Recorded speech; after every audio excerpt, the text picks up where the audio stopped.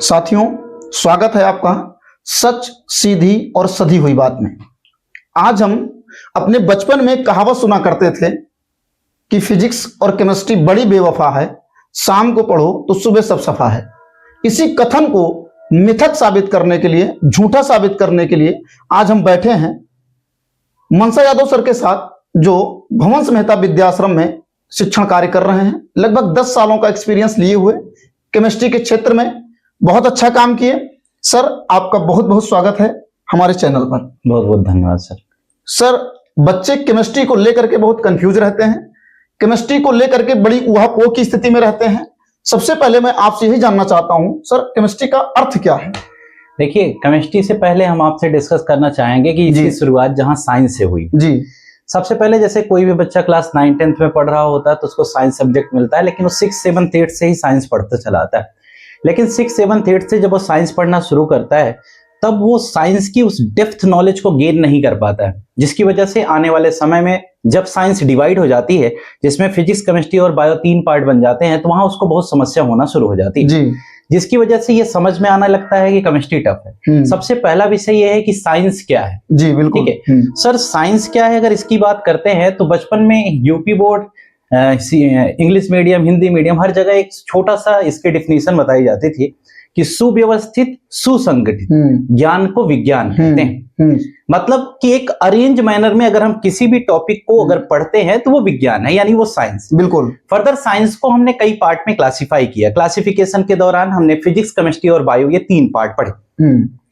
Physics के अंदर हम नेचर और नेचुरल वर्ल्ड के बारे में बात करते हैं। केमिस्ट्री में केमिकल रिएक्शंस, मैटर, कंपोजिशन, इसके बारे में पढ़ते हैं। और बायो में हम बॉटनी, जूलॉजी यानी प्लांट्स और एनिमल्स की स्टडी नॉर्मली करते हैं। जी। अब सवाल आया कि केमिस्ट्री क्या है। अब हम इस विषय पर आते हैं कि अगर केमिस्ट्री क्या है, तो केमिस्ट्री एक साइंस की ऐसी ब्रांच है जिसके अंदर हम मैटर, उसके कंपोजिशन, स्ट्रक्चर, प्रॉपर्टीज और साथ ही साथ कोई भी केमिकल रिएक्शन यानी कि कोई नई चीज कैसे हो रही, इस पर हम जानकारी प्राप्त करते हैं। ये केमिस्ट्री का मूल अर्थ है।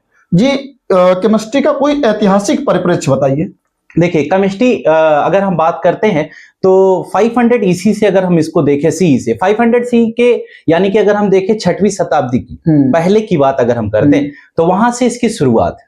अगर हम वहां पर क्या हुआ था, शुरुआती दौर में इसका उपयोग कोई जानता नहीं था कि ये केमिस्ट्री है। जी। आज भी बहुत सारे काम हम ऐसे कर रहे हैं जिसके बारे में हमें जानकारी नहीं है, लेकिन वो केमिस्ट्री से लिंक्ड है। जी। अगर हम देखते हैं कि 6वीं शताब्दी के पहले जाते हैं तो वहां पर क्या हुआ था कि सबसे पहले इसका यूज हम दवाइयों के रूप में कर रहे थे। दवाइयों के रूप में जब हम इसका उपयोग कर रहे थे तो उस समय क्या हुआ कि हमें जानकारी नहीं थी ये केमिस्ट्री है, लेकिन हम इसका उपयोग करते रहे। थोड़े समय के बाद इसमें चेंजेस आए, थोड़े दिन और बीते, फिर उसके बाद हमने लैब की डिस्कवरी की, यानी कि लैब में कैसे एपरेटस का यूज किया जाए, इसके बारे में हम लोग जाने। लैब से फिर आगे की तरफ बढ़ते हैं तो हमारे पास एटॉमिक थियरी के बारे में, मॉडर्न केमिस्ट्री की तरफ हम मूव किए, वहां पर बर्थ ऑफ मॉडर्न केमिस्ट्री की बात करते हैं। फिर उसके बाद एटॉमिक थियरी का बात हम करते हैं, डाल्टन्स एटॉमिक थ्योरी आई। फिर उसके बाद हमारे पास में जितने भी law of conservation of mass को लैवोजियर ने दिया, उसके बाद फिर हम इसी को लेकर आगे बढ़ते हैं। लोगों का वर्तमान में ये मानना रहा है कि वो अक्सर ये करने जा रहे हैं कि जो विज्ञान है उसकी व्याख्या वो अध्यात्म से करते जा रहे हैं। तो क्या इस केमिस्ट्री का हमारे वेदों से कोई संबंध रहा है? जी बिल्कुल। केमिस्ट्री का वेदों से अगर हम अभी हमने डिस्कस किया कि वेद से क्या संबंध है। अथर्ववेद में ऐसा बताया गया कि वहां पर क्या होता था कि लोग इसका उपयोग करते थे दवाइयों के रूप में। किसी घाव को भरने के लिए बहुत सारे हर्ब्स का यूज करते थे, बहुत सारे ऐसे पेड़ पौधे थे जिनका उपयोग करते थे, लेकिन उसकी मदद से वो किसी घाव को भर लेते थे, लेकिन उनके पीछे उसका रहस्य नहीं पता था, यानी कि केमिस्ट्री क्या है, उसके पीछे कौन सी मेडिसिनल प्लांट वो यूज कर रहे हैं, उसमें कौन से केमिकल सब्सटेंस है, इसके बारे में इंफॉर्मेशन ना रही। लेकिन अगर एक तरह से देखा जाए तो केमिस्ट्री उस समय भी थी और आज भी। वो समूह का उपयोग करते थे, उसके कंपोनेंट के बारे में नहीं जानते थे। उसके कंपोनेंट्स के बारे में आज के समय में भी हम बहुत सारी जगहों पर केमिस्ट्री का डेली लाइफ में यूज कर रहे हैं। बस मैटर ये है कि हम ये जानते नहीं कि ये केमिस्ट्री। जी, बस मैटर इतना। आज तक, शुरू से लेके और अभी तक में कुछ भारतीय वैज्ञानिकों का केमिस्ट्री में योगदान रहा। जी बिल्कुल रहा। केमिस्ट्री में भारतीय वैज्ञानिकों का बहुत बड़ा योगदान रहा, जैसे डॉक्टर सीवी रमन का योगदान रहा, जिन्होंने रमन स्पेक्ट्रोस्कोपी के बारे में बात की, जिससे हम मैटर के बारे में जान पाते हैं, यानी कि एनालिसिस के रिस्पेक्ट में हम जानकारी प्राप्त करते हैं। और उनको इसके लिए नोबेल प्राइज भी मिला। उसके बाद फिर हम देखते हैं कि अगर हम CR राव की बात करते हैं तो उन्होंने भारत रत्न उन्हें मिला, उन्होंने नैनो टेक्नोलॉजी पर वर्क किया, ठीक है, उन्होंने, और उसके अलावा भी हमारे पास बहुत सारे वैज्ञानिक हैं जिन्होंने मरकरी के कंपाउंड्स के बारे में बात किया। तो इस तरह से तमाम इंडियन केमिस्ट हैं जिन्होंने केमिस्ट्री के फील्ड में बहुत बड़ा योगदान दिया। अक्सर केमिस्ट्री को लोग रटने के लिए प्रयोग करते हैं, बच्चों के माइंड में रहता है कि केमिस्ट्री को रट लिया जाए, इससे बहुत परेशान रहते हैं। और सर, मैंने आपको पढ़ाते हुए सुना, आपको पढ़ाते हुए देखा हूं, आपने कई बच्चों के जीवन की केमिस्ट्री बदल डाली है। जी बिल्कुल। तो आप इसे रोचक कैसे बनाते हैं? देखिए, केमिस्ट्री रटने का विषय नहीं, जैसे हमने आपको बताया कि साइंस जब शुरू से प्रॉब्लम कहां से जनरेट हो रही है, बच्चा 6, 7, 8 में पढ़ रहा है, उस समय बच्चे को क्या पढ़ना चाहिए ये उसे नहीं पता है। बिल्कुल। वो अपनी एक्सरसाइज, वर्कशीट ये जो मिलती हैं स्कूल की तरफ से या फिर जो बच्चा अपने बुक में पाता है उसको वो याद करता है, वो एग्जाम्स में आते हैं और वो दे देता है, पास हो जाता है, घर वाले भी खुश, स्कूल भी खुश, हर कोई खुश है। लेकिन अगर सही बात करें तो 6, 7, 8 में जो किताब मिली थी पढ़ने के लिए ना साइंस की, उसकी प्रॉपर स्टडी तो उसने किया ही नहीं जी, क्योंकि उसे लाइन टू लाइन स्टडी करना था, तब उसके डेप्थ तक पहुंचता और उस डेप्थ नॉलेज को जान पाता, लेकिन वो जानकारी उसे हो नहीं पाती और यही सबसे मेन रीजन है।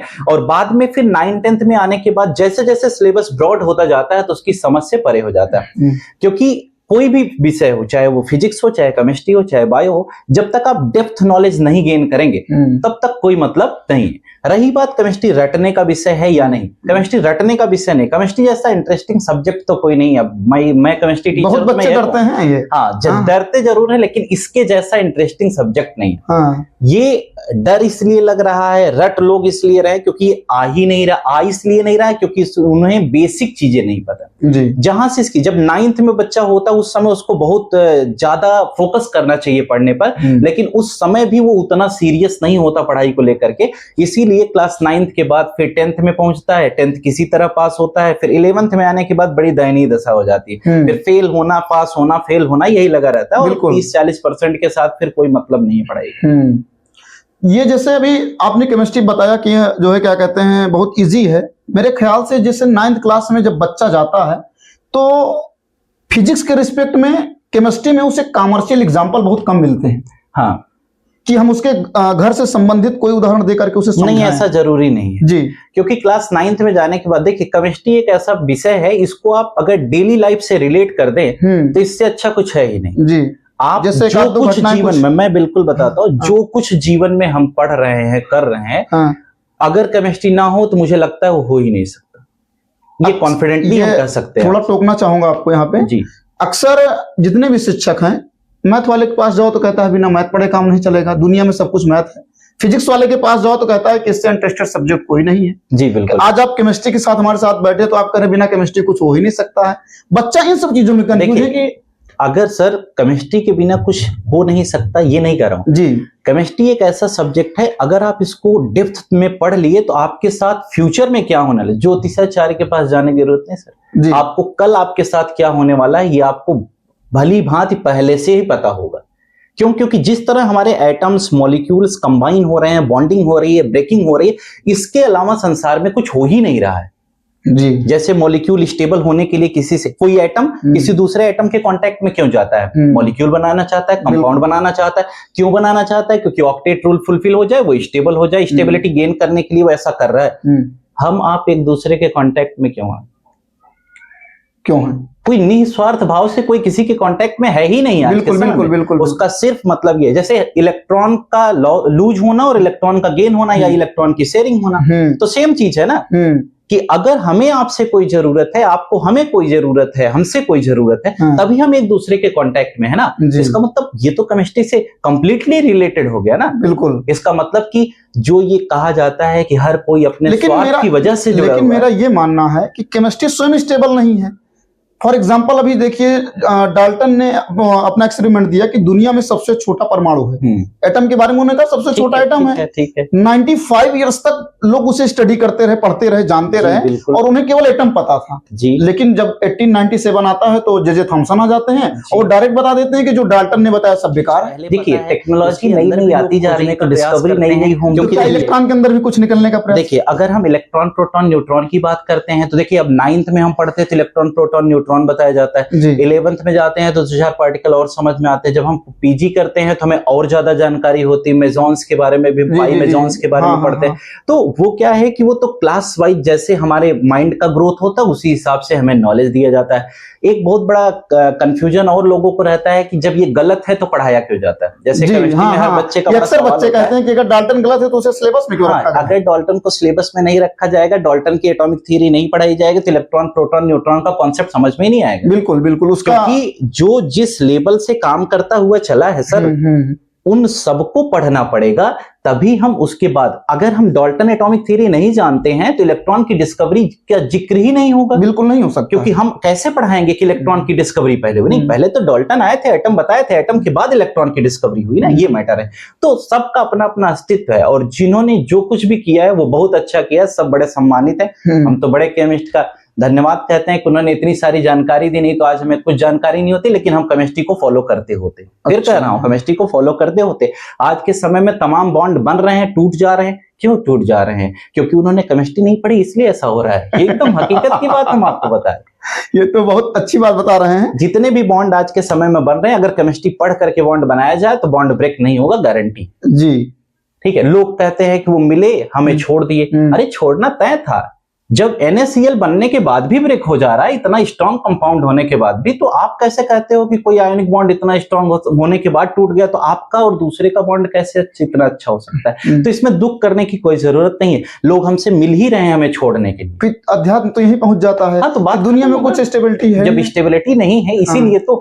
लेकिन हर कोई एक्स्ट्रा स्टेबिलिटी की तरफ मूव करता है। उसे लगता है कि जिस कंडीशन में हम हैं इससे थोड़ा और आगे चले जाएंगे, थोड़ा और स्टेबल हो जाएंगे।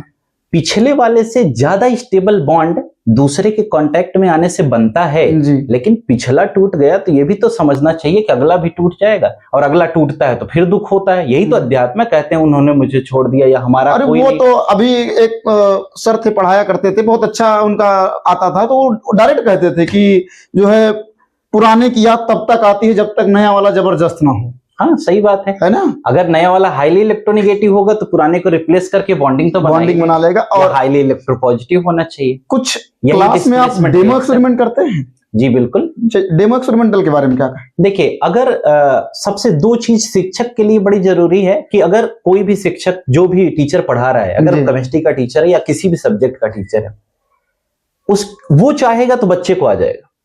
अच्छा, अगर टीचर चाह ले तो बच्चा कैसा भी उसे आ जाएगा। लेकिन ये है कि हर चीज मार कर, डांट कर, यही तरीका नहीं है। टीचर चाहेगा तो बच्चे को अच्छा बना सकता है, ये हम कहते हैं। और ये कैसे पॉसिबल है, अब इस पर बात कर लेते हैं। देखिए, जो बच्चा क्लास में बैठा हुआ ना, अगर उसकी जगह बैठ करके टीचर खुद एनालाइज करे कि क्या अगर मैं इस बच्चे की जगह होता तो क्या मुझे समझ में आता जो सर पढ़ा रहे, 100% गारंटी है कि टीचर फेल नहीं होगा। वो टीचर A1 क्वालिटी का पढ़ाएगा, और साथ ही साथ उस क्लास का हर बच्चा टीचर की रिस्पेक्ट भी करेगा, और हर बच्चे को कंटेंट समझ में भी आएगा, क्योंकि टीचर खुद जानता है कि जो मैं पढ़ा रहा हूं ये हमारे कितने बच्चे को समझ में आ रहा है। केमिस्ट्री की जान कहें या केमिस्ट्री का सम्मान कहें या केमिस्ट्री का सब कुछ कहें, एक शब्द आता है जिसका नाम पीरियोडिक टेबल है। जी बिल्कुल। और आप पीरियोडिक टेबल में मैंने ये देखा है कि आप बच्चों को इस तरीके से याद कराते हैं। हाँ, ये तो ऐसा लगता है, हाँ, ये इम्पोर्टेंट विषय है, और आप इसे पूरा मैजिकल बनाते हैं। हाँ, कैसे? देखिए, आपको तो मैं 2 मिनट में सुना दूंगा जी। देखिए, केमिस्ट्री के अंदर जो पीरियोडिक टेबल का पार्ट है वो बड़ा जानदार है। हाँ। अगर पीरियोडिक टेबल के पार्ट की बात करते हैं तो देखिए, इनऑर्गेनिक तभी आएगा। अगर किसी को पीरियोडिक टेबल अच्छे से आ गया तो ये जान लीजिए कि 50 to 60% केमिस्ट्री से आ गई इनऑर्गेनिक की जी।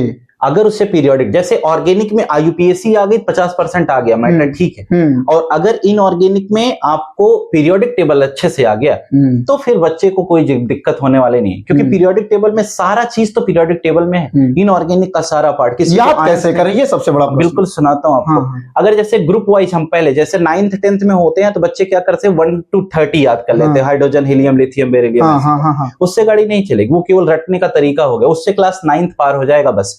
लेकिन अगर याद करने की बात करते, जैसे हम क्लास 11th में जाते हैं, फर्दर एग्जाम्स देते हैं, कॉम्पिटिटिव एग्जाम्स, तो वहां पर ऐसे तो गाड़ी नहीं चलेगी ना, तो हम ग्रुप वाइज याद करते हैं। अच्छा, ठीक है, ग्रुप वाइज याद करते हैं। पीरियोडिक टेबल में हमारे पास 4 ब्लॉक है, एसपीडीएफ। ठीक है, अगर हम एस ब्लॉक की बात करते हैं, पी ब्लॉक की बात करते हैं, फिर डी की, फिर एफ की, हम आपको उसकी निमोनिक्स बताएंगे कैसे हम उसको याद करेंगे। जैसे देखिए, एस ब्लॉक को याद करते हैं तो first group, total 18th group है, 7 पीरियड। वर्टिकल कॉलम्स को ग्रुप कहते हैं और हॉरिजॉन्टल रोज को पीरियड्स कहते हैं। अब हम याद करेंगे, सुनिएगा। है लीना की रब से फरियाद, बेटा मांगे कार स्कूटर बाप राजी, बैगन आलू गाजर इन थैला कहे शिवजी सुने पार्वती, न्यूजीलैंड पाकिस्तान ऑस्ट्रेलिया सब भिखारी, फिर कल बाहर आई आंटी, है नीलम और करीना, जीते रहना। इसके बाद हम लोग डी ब्लॉक में आते हैं। साइंस टीचर विनी के लिए पुरानी, मन फेकोनी क्यों जलाती हो यारी, जरा निभा मौत तक रुकावट, राह पड़े आग में कूद जा, ला हफ्ता वरना रे उधर इधर पिटाई और होगी। अब हम एफ ब्लॉक में आते हैं। ये 40 एलिमेंट खत्म कर दिया आप? नहीं, अभी तो हम 28 बचे हुए हैं, बस बाकी सब खत्म हो। उसके बाद हम लोग आते हैं एफ ब्लॉक में, लास्ट। अगर हम एफ ब्लॉक में आते हैं तो वहां पढ़ते हैं, सीने पर नड़िया प्रेम की समाई, यू गदगद तब्दील हुआ यार तुम यूं ही लाजवाब हो। उसके नीचे फिर 14 और बचे हुए हैं, उसको याद करते हैं। तांगे पर उनकी नजर पड़ी, आसमां चमका, बिजली कड़की, एहसास फरामोश, मन चली निकल पड़ी लड़की। इसी के साथ 118 एलिमेंट समाप्त। वाह, ये याद करने का तरीका है। लेकिन इसको याद करने से गाड़ी नहीं चलेगी, इसके साथ साथ एलिमेंट्स को याद। हमें तो लगता है इस चीज को पढ़ने के लिए बच्चे कहते होंगे कि सर इसके लिए तो आप 2-2.5 महीना और क्लास चलाएं। अरे हम तो पीरियोडिक टेबल कम से कम 2 महीना तो पढ़ाते हैं। अच्छा, हाँ, 3 महीने के ऑर्गेनिक पढ़ाते हैं, 2 महीने पीरियोडिक टेबल। जैसे आज के टाइम में केमिस्ट्री पढ़ने वाले जो बच्चे हैं, केमिस्ट्री पढ़ते हैं, इंटर पास आउट होते हैं, बीएससी भी करते हैं, एमएससी करते हैं, उन्हें या तो कभी शिक्षक बनने का वो आ जाता है, नहीं लैब टेक्नीशियन बन जाते हैं, कुछ और मौके हैं, कुछ और अवसर हैं। जी बिल्कुल, केमिस्ट्री के फील्ड में अगर वो जाते हैं तो सबसे पहला चीज तो ये है कि अगर वो इंजीनियरिंग फील्ड में गए तो वहां पर भी उनके पास एक बेटर ऑप्शन होता है। जी, अगर वो इंजीनियरिंग फील्ड में नहीं जाते हैं, अगर केमिस्ट्री को लेकर के टीचिंग फील्ड में आते हैं तो एक अच्छा ऑप्शन है ये। टीचिंग से अगर थोड़ा और आगे बढ़ते हैं तो उसके पास असिस्टेंट प्रोफेसर या प्रोफेसर के लिए है, जेआरएफ क्वालिफाई कर लेते हैं तो भी एक अच्छा मौका है। उसके साथ साथ उनको फार्मास्यूटिकल इंडस्ट्रीज जितनी भी है उसमें एक अच्छी जॉब अपॉर्चुनिटी मिल सकती है, ये भी एक बड़ा अच्छा ऑप्शन है। अच्छा, एक शब्द आता है केमिस्ट्री में, ग्रीन केमिस्ट्री। जी, इस समय ये ज्वलंत मुद्दा है, क्या है ये ग्रीन केमिस्ट्री? देखिए, ग्रीन केमिस्ट्री की बात करते हैं तो इसमें क्या है कि इसमें पूरा का पूरा बात इन्वायरमेंट से रिलेटेड हो रहा है। ठीक है, इन्वायरमेंट से रिलेटेड ये हो रहा है कि जैसे कि केमिस्ट्री का जो रोल है वो पॉल्यूशन का भी कई जगह पर कारण बन रहा है। जैसे केमिकल सब्सटेंस हैं वो इंडस्ट्रीज से जो बाहर निकल रहे हैं, वो उसकी वजह से क्या हो रहा है, वाटर पॉल्यूशन हो रहा है, एयर पॉल्यूशन हो रहा है, तो इसमें केमिस्ट्री का बड़ा योगदान माना जाता है। ये डिसएडवांटेज में कह सकते हो। अच्छा, तो उसको कैसे मिनिमाइज किया जाए? कुछ ऑर्गेनिक केमिस्ट्री पे। ऑर्गेनिक केमिस्ट्री तो बड़ी जानदार। कैसे देखिए, ऑर्गेनिक केमिस्ट्री में तो एक सबका राजा कार्बन है। हाँ, ठीक है, हाँ, 2 ही तो एलिमेंट है, 3 एलिमेंट मान लीजिए जिन्होंने पूरा केमिस्ट्री को इधर उथल पुथल कर दिया। एक तो अपना कार्बन है। हाँ, अकेले बेचारा पूरा का पूरा एक ऑर्गेनिक केमिस्ट्री बना दिया। कहा जितने कंपाउंड मन हो उतना बनाओ, जो मेरे साथ करना चाहते हो वो करो, जैसे कहोगे वैसे, जिसके साथ मैं बॉन्ड बना सकता हूँ। कार्बन के अंदर तो बड़ी क्वालिटी। और उसी के परिवार में देखा मनुष्य को कार्बन बनना चाहिए। मनुष्य को हाँ, बन सकता है, कोई दिक्कत। मनुष्य है ही कार्बन जैसा, कार्बन से ही तो बना हुआ है। नहीं, वो जैसे नेचर कार्बन के हैं। हाँ, जैसे नेचर कार्बन का, देखिए उतना तो मनुष्य रंग बदल सकता है, लेकिन कार्बन नहीं बदलेगा। नहीं, रंग बदल सकता है, लेकिन इतनी अच्छी स्ट्रॉन्ग बॉन्डिंग कर पाना थोड़ा कठिन। अच्छा, हाँ। कौन स्टेबल है, कार्बन की मनुष्य? देखिए, अगर देखा जाए तो दोनों ही अनस्टेबल है। अच्छा, हाँ, लेकिन कार्बन फिर भी कुछ देर के लिए स्टेबल हो जाता है, लेकिन मनुष्य नहीं स्टेबल हो। ये तो तब स्टेबल होता है जब ये एक्सोथर्मिक रिएक्शन हो जाता है या आप कह सकते हैं कि इसकी एंट्रोपी 0 हो जाए। जी जी जी, बहुत अच्छा। और ये जैसे अक्सर हम लोग देखते हैं कि जो बच्चे बोर्ड परीक्षा की तैयारी कर रहे हैं, जेईई की तैयारी कर रहे हैं, नीट की तैयारी कर रहे हैं जी, उनके लिए केमिस्ट्री मस्ट है। और अच्छे जेईई, नीट या बोर्ड के एग्जाम तीनों पर विचार करते हैं। ठीक है, सबसे पहली चीज कि अगर कोई बच्चा बोर्ड का एग्जाम देना चाहता है और बोर्ड के लिए वो तैयारी कर रहा है, तो अगर मान लीजिए क्लास 10th का एग्जाम देना चाहता है, ठीक है, क्लास 10th का एग्जाम देना चाहता है, तो वहां पर देखिए केमिस्ट्री की स्कोरिंग सब्जेक्ट है हर एग्जाम के लिए, इसमें अच्छे मार्क्स आ सकते हैं, लेकिन जब तक डेप्थ नॉलेज नहीं होगी तब तक कुछ होने वाला नहीं। अगर क्लास 10th की बात करते हैं तो क्लास 10th में उसके पास फिजिक्स भी रहती है और बायो भी रहती है, तो कहीं ना कहीं फिजिक्स और बायो के साथ केमिस्ट्री अच्छा रोल प्ले करती है और अच्छे मार्क्स आ जाते हैं। क्लास 10th में बड़ा मैटर नहीं है, मैटर खड़ा होता है 11th के बाद जो 12th क्लास की केमिस्ट्री है, जहां पर एक बुक पूरी की पूरी ऑर्गेनिक की। अगर हम क्लास 12th की केमिस्ट्री की बात करते हैं तो क्लास 12th की केमिस्ट्री है भाई पढ़ने लायक है, अच्छी है। और अगर किसी ने क्लास 11th में फिर वही लापरवाही बात आ कर दी है, जाएगी, तो फिर बच्चों को रिएक्शन नहीं याद होते हैं, सबसे बड़ी प्रॉब्लम। नहीं याद होगा ना, कैसे हाँ। याद होगा, इतना मजाक थोड़ा ना है। हाँ। ऐसे याद हो जाएगा। अगर क्लास 9th नहीं पढ़ा तो 10th में आने के बाद रिएक्शन की जिक्र ही करने की बात नहीं है, 12th में जाने के बाद कहानी खत्म हो जाएगी। हाँ। रिएक्शन इसलिए नहीं याद हुआ क्योंकि 9th नहीं पढ़ा ना सही से। अच्छा। 9th में अगर उसने क्रिस क्रॉस मेथड पढ़ा होता, वर्कआउट फॉर्मूला पढ़ा होता, तब जाकर क्लास 10th में केमिकल रिएक्शन आता। अब उसे आयंस नेम नहीं आता तो कैसे हम रिएक्शन की उम्मीद कर सकते हैं? आयंस नेम नहीं आता तो कंपाउंड नहीं बना पाएगा, कंपाउंड नहीं बना पाएगा तो रिएक्शन की कोई बात ही नहीं। जैसे 9th 10th बच्चा ना पढ़ा हो और 11th 12th में केमिस्ट्री पढ़ना चाहता है, नहीं पढ़ पाएगा, कोई चांस नहीं। नहीं, कोई चांस नहीं है। रीजन क्या है कि 9th 10th में अगर नहीं पढ़ा है तो 11th का जो कोर्स है, अगर हम एनसीईआरटी की बेसिस पर एज ए टीचर बात करते हैं तो वो खुद 18 महीने का कोर्स है, जो हम 12 महीने में पढ़ा है। तो 12 महीने में हम कैसे पढ़ाते हैं? हम एक्स्ट्रा क्लासेस ले लेकर के उसे कंप्लीट कराते हैं। एनसीईआरटी की अगर लाइन टू लाइन स्टडी की जाए तो खुद 18 महीने का सिलेबस है, सबसे बेस्ट किताब है एनसीईआरटी, सबसे अच्छी किताब है। ऐसा कोई और सब्जेक्ट है जो उसके साथ चलता है? केमिस्ट्री पढ़ने के लिए कोई अन्य सब्जेक्ट को भी पढ़ना जरूरी नहीं, कोई रिक्वायरमेंट किसी सब्जेक्ट की नहीं। अच्छा। सिर्फ 9th अगर अच्छा स्ट्रांग होगा। हाँ। अगर देखिए केमिस्ट्री लेकर के बच्चे को आगे चलना है तो 9th में बढ़िया केमिस्ट्री पढ़नी पड़ेगी। 9th की केमिस्ट्री अच्छी होगी तो 10th में अच्छी होगी, 10th के बाद 11th फिजिकल में लेकिन मैथ जरूरी है। देखिए फिजिकल केमिस्ट्री में मैथ की रिक्वायरमेंट है, लेकिन अगर क्लास 10th तक बच्चा मैथ पढ़ा हुआ है तो उससे कोई खास प्रॉब्लम नहीं आएगी। अच्छा। हाँ, क्योंकि बेसिकली फिजिक्स में भी इंटीग्रेशन का कुछ टॉपिक होता है जो मैथमेटिकल एक चैप्टर है, वहां पर पढ़ा दिया जाता है, तो उससे उनका केमिस्ट्री का पोर्शन कंप्लीट हो जाता है। अच्छा। वो अलग बात है कि मैथ का भी कहीं ना कहीं केमिस्ट्री में रोल है, मैथ का फिजिक्स में रोल है, केमिस्ट्री का फिजिक्स में रोल है, फिजिक्स का केमिस्ट्री में, तो ये तो इंटरलिंक है। जैसे थर्मोडायनेमिक्स फिजिक्स में भी है, केमिस्ट्री में भी। आम जनमानस को केमिस्ट्री समझना जरूरी है? जी बिल्कुल जरूरी है। क्यों? हमने आपसे अभी बताया ना कि अगर केमिस्ट्री आम जनमानस को समझना इसलिए जरूरी है कि जो उनके भविष्य में होने वाला है उन्हें पता चल जाएगा, और जो उनके साथ बीतेगा ना उससे उन्हें तकलीफ नहीं होगी। आज आपको कोई सुन रहा हो, वो सोचे आज से हम केमिस्ट्री सीखेंगे, तो नहीं, बिल्कुल सीखे, तो मैं स्वागत करता हूँ। हाँ। हाँ, किसी भी एज ग्रुप का हो, आइए हम पढ़ा देंगे। अच्छा। हाँ, गारंटी हम सिखा सकते हैं, इसमें कोई संशय का विषय नहीं। 118 एलिमेंट हैं जी टोटल। कोई ऐसा एलिमेंट जो आपको बहुत प्रभावित करता हो? अरे वो तो लगभग तो सारे एलिमेंट की प्रॉपर्टी सब अपनी अपनी जगह पे अच्छी है, लेकिन अपना हाइड्रोजन जो सबसे छोटा है। अच्छा। वो कहता मैं किसी भी वक्त किसी के साथ कहीं पर भी किसी भी प्रकार का बॉन्ड बना सकता हूं। कहता है कि अगर इलेक्ट्रॉन देना चाहते हो, जैसे किसी के कांटेक्ट में आता तो सिंपल सा सवाल करता है, चाहे बड़ा एटम हो चाहे छोटा एटम हो, उसको किसी से कोई मतलब नहीं है, वो कभी साइज से मैटर ही नहीं करता। हाइड्रोजन ने फ्लोरीन के साथ जुड़ा, ये तो ठीक था। आयोडीन जैसे बड़े एटम के पास गया, आयोडीन ने कहा कि हमें तुम्हारे इलेक्ट्रॉन की जरूरत नहीं है, क्योंकि हम अपने इलेक्ट्रॉन के साथ ठीक है, हमारे आउटर मोस्ट में 7 है और हमारा इलेक्ट्रॉन हमारे न्यूक्लियस से काफी दूर है। लेकिन हाइड्रोजन कहता है कोई बात नहीं, हाइड्रोजन की आत्मा संतुष्ट नहीं है, नहीं पूरे पीरियोडिक टेबल में कहीं उसको जगह ही नहीं मिल रही। उसका रूल ही अलग है ना, वो डुप्लेट रूल पर वर्क करता है। ठीक है, और उसकी साइज बहुत कम है, जिसकी वजह से उसके अंदर इलेक्ट्रोनिगेटिविटी भी है, तो इस वजह से वो संतुष्ट नहीं हो पाएगा। इसीलिए देखिए उसको सेपरेट रखा गया है।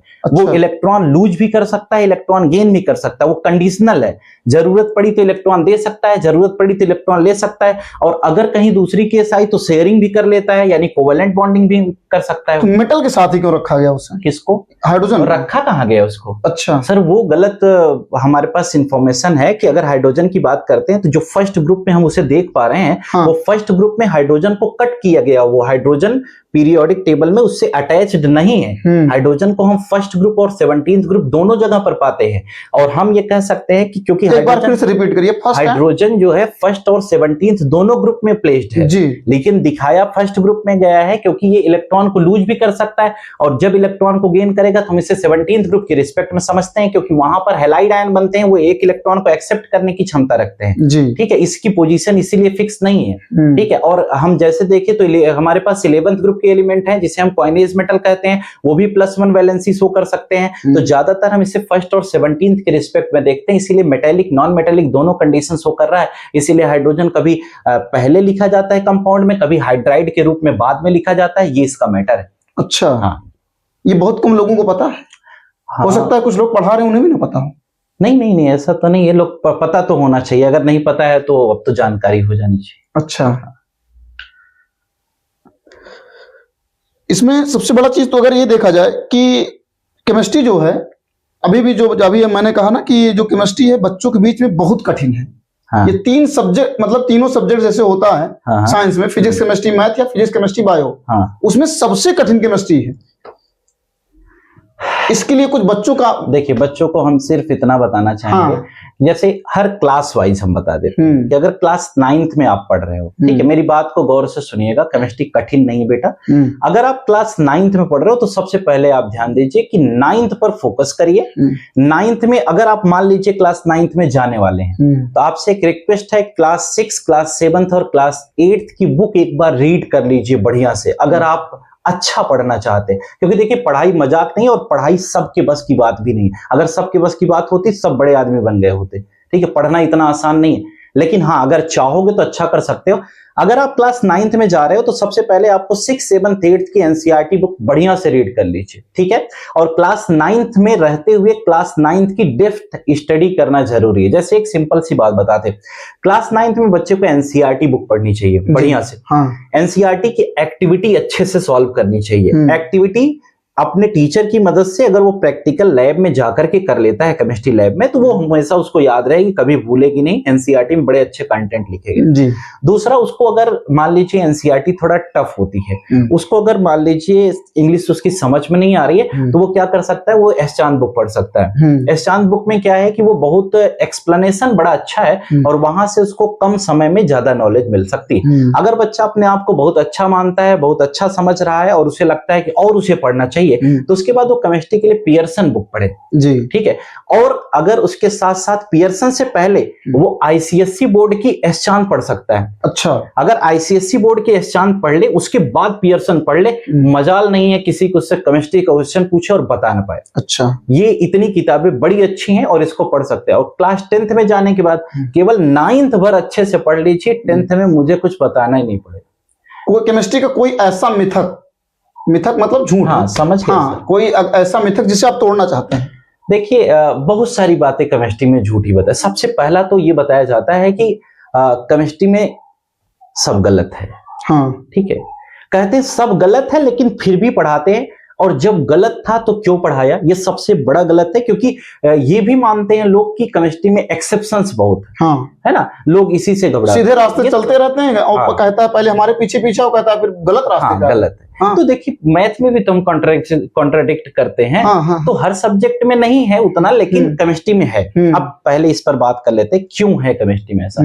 देखिए हमारे यहाँ क्या हुआ कि साइंटिस्ट ने, केमिस्ट ने किसी चीज को खोजा, ठीक है, वो जब तक नई कोई चीज नहीं आई तब तक वो फॉलो हुई। जैसे ही कोई नया कॉन्सेप्ट आया तो वो क्या हुआ, उसको वहीं पर रोक दिया गया। तो अब वो गलत नहीं हुआ, लेकिन उसको तो पढ़ना पड़ेगा ना, तभी तो हम नए वाले को सीख पाएंगे। तो एक्सेप्शंस का स्वागत करना चाहिए, क्योंकि एक्सेप्शंस का स्वागत करेंगे तभी नॉलेज बढ़ेगी, उसके पहले नॉलेज हमें अच्छी नहीं हो सकती। दूसरा, लैब में हम जाते हैं, जैसे बहुत सारे बच्चे हमें सुन रहे होंगे, लैब में जाने के बाद हमें बहुत डर लगता है। टीचर भी हमें बताते हैं छूना मना है, सूंघना मना है, स्वाद लेना मना है। तो ठीक है, सही बात है, ये तो कहना चाहिए और बच्चे को भी समझना चाहिए। लेकिन क्या है कि छूना मना है, तो अगर हम सब कुछ छुएंगे या सब कुछ चखेंगे या सब कुछ सूंघेंगे तो तकलीफ तो हो जाएगी। लेकिन सारी चीज छूने योग्य नहीं है, लेकिन कुछ चीज हम टच करके समझ सकते हैं। जैसे कहा जाता है कि छुओगे तो जल जाओगे। अरे जब जल ही जाएंगे तो पढ़ेंगे कैसे, ये भी तो है ना। सूंघोगे तो बेहोश हो जाओ, सब सूंघने से अगर बेहोश हो जाएंगे तो भी गलत है ना, ऐसा तो है नहीं। लेकिन हाँ, ये तब तक हमें नहीं करना चाहिए जब तक हमें उसकी कंप्लीट इंफॉर्मेशन ना हो। जो भी केमिकल सब्सटेंस है उसकी कंप्लीट इंफॉर्मेशन हो जाए तो फिर हम कर सकते हैं, ठीक है। एक और सबसे बड़ा गलत बात है, में तो यही होता है, लैब में जाने से पहले बच्चों को डरवा दिया जाता है। हाँ, यही तो प्रॉब्लम है। हाँ। और दूसरी सबसे बड़ी प्रॉब्लम है कि बच्चों को भी तो ये इंटरेस्ट नहीं है ना कि वो जाने पहले। हाँ। 10% बच्चा तो पढ़ना चाहता है, बाकी बच्चा तो अपना आ रहा है बैग टांग के फिर वापस जा रहा है, तो इससे पढ़ाई थोड़ा ना होगी। उनको तो खुद समझना चाहिए कि उनका फ्यूचर कहाँ जा रहा है, कितना कंपटीशन है, कैसे करेंगे। इसकी चिंता नहीं है, नवयुवा जो है ना इसकी चिंता, अगर वो चिंता नहीं करेंगे तो 12th के बाद बड़ी चिंता हो जाएगी।